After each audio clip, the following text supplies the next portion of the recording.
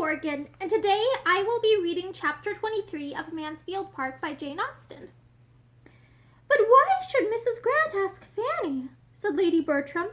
"How came she to think of asking Fanny? Fanny never dines there, you know, in this sort of way. I cannot spare her, and I am sure she does not want to go. Fanny, you do not want to go, do you?" "If you put such a question to her," cried Edmund, preventing his cousin's speaking, "Fanny will immediately say no. But I am sure, my dear mother, she would like to go, and I can see no reason why she should not." "I cannot imagine why Mrs. Grant should think of asking her. She never did before. She used to ask your sisters now and then, but she never asked Fanny." If you cannot do without me, ma'am," said Fanny in a self-denying tone. "But my mother will have my father with her all the evening." "To be sure, I shall." "Suppose you take my father's opinion, ma'am." "That's well thought of. So I will, Edmund. I will ask Sir Thomas, as soon as he comes in, whether I can do without her." "As you please, ma'am, on that head. But I meant my father's opinion as to the propriety of the invitation's being accepted or not, and I think he will consider it a right thing by Mrs. Grant, as well as by Fanny, that being the first invitation it should be accepted."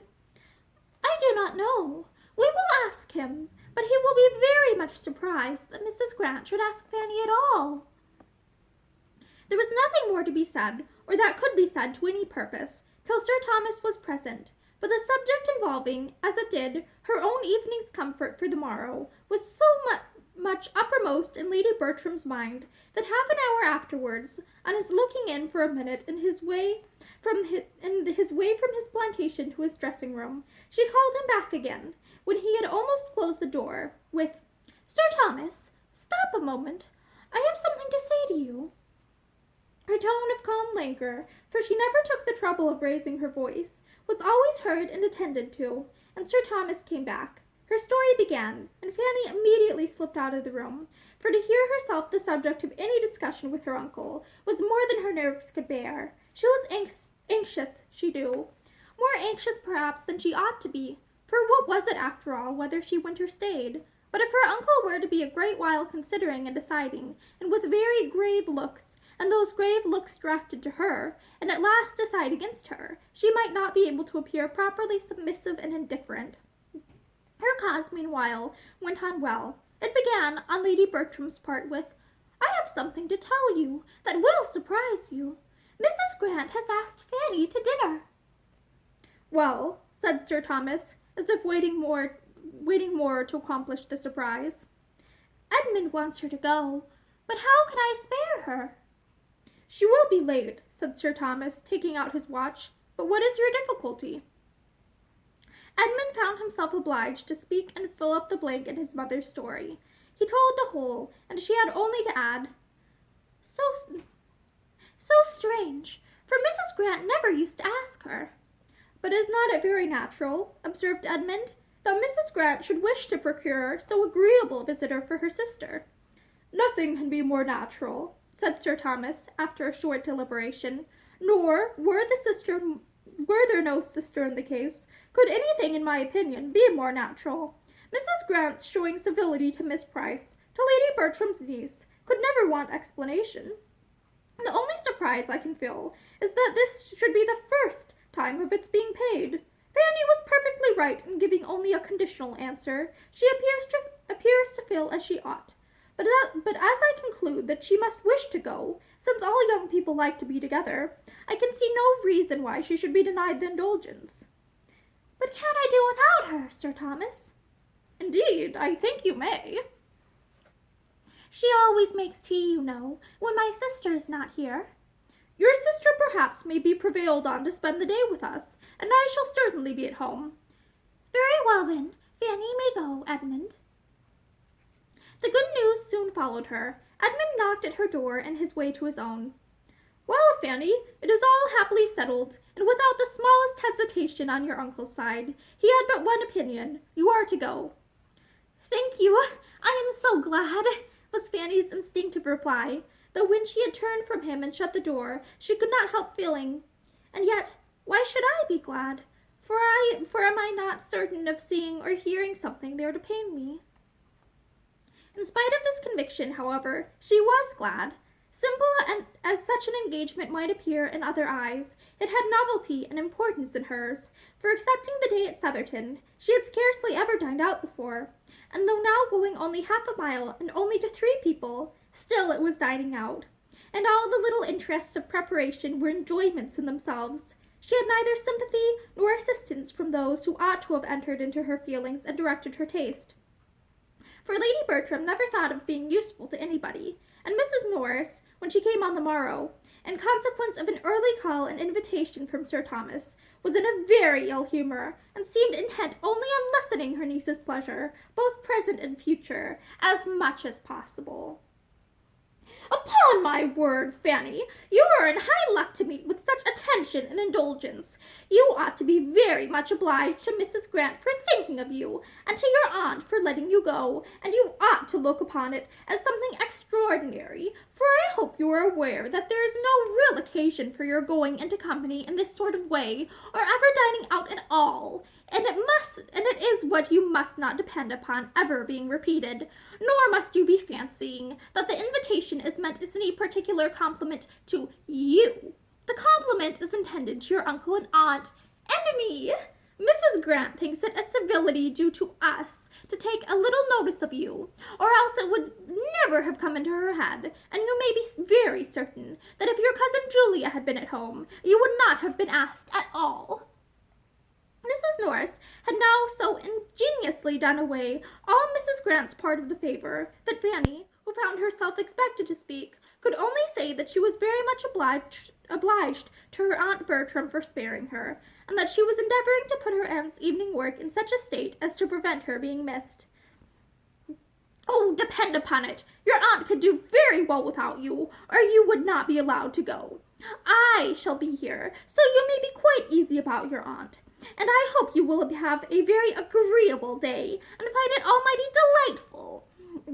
And then I must observe that 5 is the very awkwardest of all possible numbers to sit down to table, and I cannot be surprised that such an elegant lady as Mrs. Grant should not contrive better.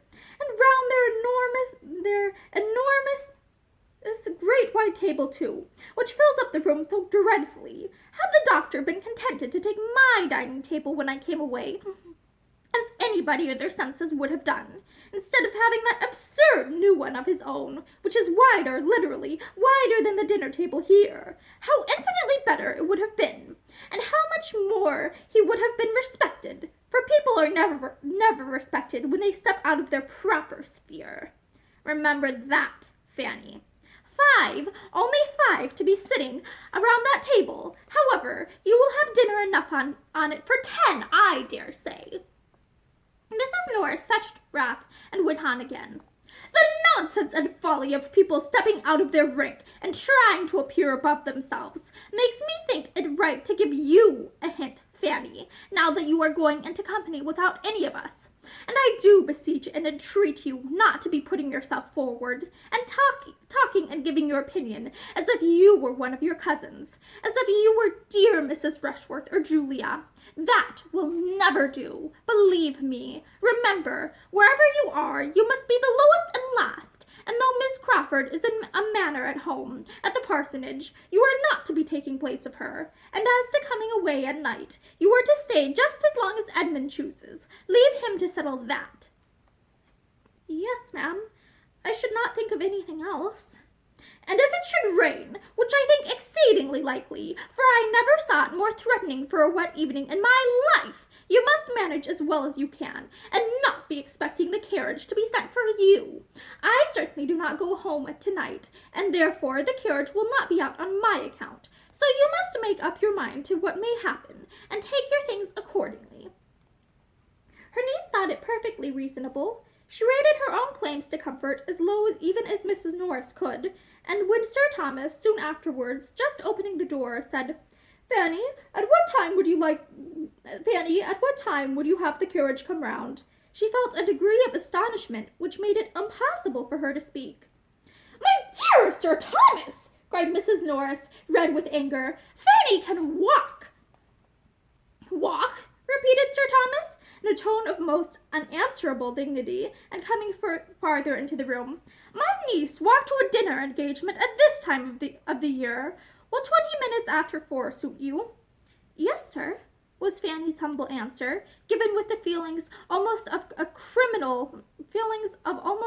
criminal towards Mrs. Norris, and not bearing to remain with her in what might seem a state of triumph, she followed her uncle out of the room, having stayed behind only long enough to hear these words spoken in angry agitation. Quite unnecessary, a great deal too kind, but Edmund goes. True, it is upon Edmund's account. I observe he was hoarse on Thursday night. But this could not impose on Fanny. She felt that the carriage was for herself and herself alone, and her uncle's consideration of her, coming immediately after such representations from her aunt, cost her some tears of gratitude when she was alone. The coachman drove round to a minute. Another minute brought down the gentleman, and as the lady had, with the most scrupulous fear of being late, been many minutes seated in the drawing-room, Sir Thomas saw them off in as good a time as his own correctly punctual habits required.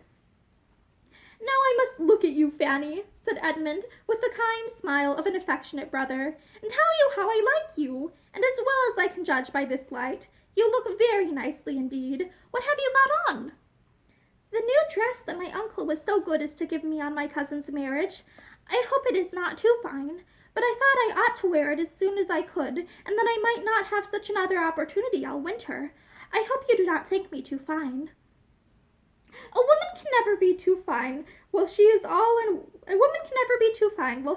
white. No, I see no finery about you, nothing but what is perfectly proper. Your gown seems very pretty. I like these glossy spots. Has not Miss Crawford a gown something the same? And approaching the parsonage, they passed close by the stable-yard and coach-house. Heyday, said Edmund. Here's company. Here's the carriage. Who have they got to meet us? And letting down the side glass to distinguish. 'Tis Crawford's. 'Tis Crawford's barouche, I protest. There are his own 2 men pushing it back into its old quarters. Here is he. He is here, of course. This is quite a surprise, Fanny. I shall be very glad to see him. There was no occasion, there was no time for Fanny to say how very differently she felt, but the idea of having such another to observe her was a great increase of the trepidation with which she performed the very awful ceremony of walking into the drawing-room. In the drawing-room, Mr. Crawford certainly was, having been just long enough arrived to be ready for dinner, and the smiles and pleased looks of the 3 others standing round him showed how welcome was his sudden resolution of coming to them for a few days on leaving Bath. A very cordial meeting passed between him and Edmund, and with the exception of Fanny, the pleasure was general, and even to her there might be some advantage in his presence, since every addition to the party must rather forward her favourite indulgence of being suffered to sit silent and unattended to. She was soon aware of this herself, for though she must submit, as her own propriety of mind directed, in spite of her Aunt Norris's opinion, to being the principal lady in company, and to all the little distinctions consequent thereon, she found, while they were at table, such a happy flow of conversation prevailing in which she was not required to take any part. There was so much to be said between the brother and sister about Bath, so much between the 2 young men about hunting, so much of politics between Mr. Crawford and Dr. Grant, and of everything, and altogether between Mr. Crawford and Mrs. Grant, as to leave her the fairest prospect of having only to listen in quiet, and of passing a very agreeable day. She could not compliment the newly arrived gentleman, however, with any appearance of interest in a scheme for extending his stay at Mansfield, and sending for his hunters from Norfolk, which, suggested by Dr. Grant, advised by Edmund, and warmly urged by the 2 sisters, was soon in possession of his mind, and which he seemed to want to be encouraged even by her to resolve on. Her opinion was sought as to the probable continuance of the open weather, but her answers were short and indifferent as civility allowed. She could not wish him to stay, and would much rather not have him speak to her. Her 2 absent cousins, especially Maria, were much in her thoughts on seeing him, but no embarrassing remembrance affected his spirits. Here he was again on the same ground where all had passed before, and apparently as willing to stay and be happy without the Miss Bertrams, as if he had never known Mansfield in any other state. She heard them spoken of by him only in a general way, till they were all reassembled in the drawing-room, when Edmund, being engaged apart in some matter of business with Dr. Grant, which seemed entirely to engross them, and Mrs. Grant occupied at the tea-table, he began talking of them with more particularity to his other sister. With a significant smile, which made Fanny quite hate him, he said, "So, Mr. Rushworth and his fair bride are at Brighton, I understand. Happy man." "Yes, they have been there about a fortnight, Miss Price, have they not? And Julia's with them. And Mr. Yates, I presume, is not far off." "Mr. Yates? Oh, we hear nothing of Mr. Yates. I do not imagine he figures much in the letters to Mansfield Park. Do you, Miss Price? I think my friend Julia knows better than to entertain her father with Mr. Yates." "Poor Rushworth and his 42 speeches," continued Crawford. "Nobody can ever forget them. Poor fellow! I see him now, his toil and his despair. Well, I am much mistaken if his lovely Maria will ever want him to make 42 speeches to her," adding with a momentary seriousness, "She is too good for him, much too good." And then changing his tone again to one of gentle gallantry, and addressing Fanny, he said, "You were Mr. Rushworth's best friend. Your kindness and patience can never be forgotten. Your indefatigable patience in trying to make it possible for him to learn his part, and trying to give him a brain which nature had denied, to mix up an understanding for him out of the superfluity of your own. He might not have sense enough himself to estimate your kindness, but I may venture to say that it had honor from all the rest of the party." Fanny colored and said nothing. It is as a dream, a pleasant dream," he exclaimed, breaking forth again after a few minutes' musing. "I shall always look back on our theatricals with exquisite pleasure. There was such an interest, such an animation, such a spirit fused. Everybody felt it. We were all alive. There was employment, hope, solicitude, bustle, for every hour of the day, always some little objection, some little doubt, some little anxiety to be got over. I never was happier." With silent indignation, Fanny repeated to herself, "Never happier? Never happier than when doing what you must know was not justifiable. Never happier than when behaving so dishonorably and unfeelingly. Oh, what a corrupted mind!" "We were unlucky, Miss Price," he continued in a lower tone, to avoid the possibility of being heard by Edmund, and not at all aware of her feelings. "We certainly were very unlucky. Another week, only one other week, would have been enough for us. I think if we had had the disposal of events, if Mansfield Park had had the government of the winds just for a week or two about the equinox, there would have been a difference. Not that we would have endangered his safety by any tremendous weather, but only by a steady contrary wind, or a calm. I think, Miss Price, we would have indulged ourselves with a week's calm in the Atlantic at that season." He seemed determined to be answered, and Fanny, averting her face, said with a firmer tone than usual, "As far as I am concerned, sir, I would not have delayed his return for a day. My uncle disapproved it all so entirely when he did arrive, that, in my opinion, everything had gone quite far enough." She had never spoken so much at once to him in her life before, and never so angrily to anyone, and when her speech was over, she trembled and blushed at her own daring. He was surprised, but after a few moments' silent consideration of her, replied in a calmer, graver tone, as if the candid result of conviction, "I believe you are right. It was more pleasant than prudent. We were getting too noisy." And then, turning the conversation, he would have engaged her on some other subject, but her answers were so shy and reluctant that he could not advance in any. Miss Crawford, who had been repeatedly eyeing Dr. Grant and Edmund, now observed, "Those gentlemen must have some very interesting points to discuss." "The most interesting in the world," replied her brother. "How to make money, how to turn a good income into a better. Dr. Grant is giving Bertram instructions about the living he is to step into so soon. I find he takes orders in a few weeks. They were added in the dining parlor. I am glad to hear Bertram will be so well off. He will have a very pretty income to make ducks and drakes with, and earned without much trouble. I apprehend he will not have less than 700 a year. 700 a year is a fine thing for a younger brother, and as of course he will still live at home, it will be all for his menus plaisirs, and a sermon at Christmas and Easter, I suppose, will be the sum total of sacrifice.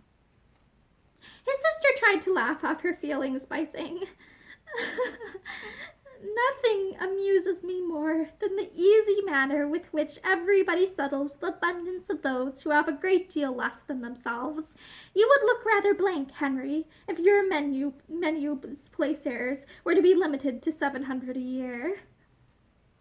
Perhaps I might, but all that, you know, is entirely comparative. Birthright and habit must settle the business. Bertram is certainly well off for a cadet of even a baronet's family. By the time he is 4 or 5 and 20, he will have 700 a year, and nothing to do for it. Miss Crawford could have said that there would be something to do and to suffer for it, which she could not think lightly of, but she checked herself and let it pass, and tried to look calm and unconcerned when the two gentlemen shortly afterwards joined them. Bertram, said Henry Crawford, I shall make a point of coming to Mansfield to hear you preach your first sermon. I shall come on purpose to encourage a young beginner. When is it to be? Miss Price, will not you join me in encouraging your cousin? Will not you engage to attend with your eyes steady fixed on him the whole time, as I shall do, not to lose a word, or only looking off just to note down any sentence preeminently beautiful? We will provide ourselves with tablets and a pencil. When will it be? You must preach at Mansfield, you know, that Sir Thomas and Lady Bertram may hear you. I shall keep clear of you, Crawford, as long as I can, said Edmund, for you would be more likely to disconcert me, and I should be more sorry to see you trying at it than almost any other man. Will he not feel this? Thought Fanny. No, he can feel nothing as he ought. The party being now all united, and the chief talkers attracting each other, she remained in tranquillity, and as a whist table was formed after tea, formed really for the amusement of Dr. Grant, by his attentive wife, though it was not to be supposed so, and Miss Crawford took her harp, she had nothing to do but to listen, and her tranquillity remained undisturbed the rest of the evening, except when Mr. Crawford now and then addressed to her a question or observation, which she could not avoid answering. Miss Crawford was too much vexed by what had passed to be in a humour for anything but music. With that, she soothed herself and amused her friend. The assurance of Edmund's being so soon to take orders, coming upon her like a blow that had been suspended, and still hoped uncertain and at a distance, she felt with resentment and mortification. She was very angry with him. She had thought her influence more. She had begun to think of him. She felt that she had, with great regard, with almost decided intentions. But she would now meet him with his own cool feelings. It was plain that he could have no serious views, no true attachment, by fixing himself in a situation which he must know she would never stoop to. She would learn to match him in his indifference. She would henceforth admit his attentions without any idea beyond immediate amusement. If he could so command his affections, hers should do her no harm. And that is the end of chapter 23. Thank you and have a good day.